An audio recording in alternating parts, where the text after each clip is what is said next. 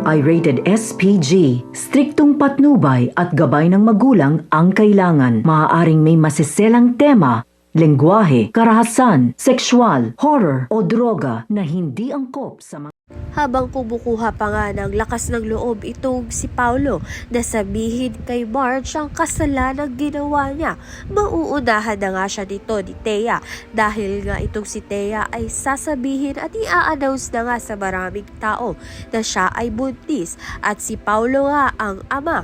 Nandun nga itong si Marge at Greg at lahat ng mga Torrecampo at mga business partner nila.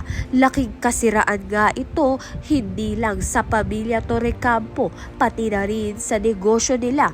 Isang gabing panloloko na ngayon ay nagbunga. Sa kabilang banda naman nga itong si Greg ay kinasusuklaman na nga itong si Paulo. Kung dati nga ay si Paulo ang kinahahangaan niya, gayon kinasusuklaman niya na nga ito at si Edward na nga ang hihirangin. Subalit itong si Edward ay may planong pakasalan na nga itong si Thea upang maisalba ang kanyang pamilya. Kaya naman yan at iba pa ang dapat nating pakaabangan. Maraming salamat sa iyong panonood.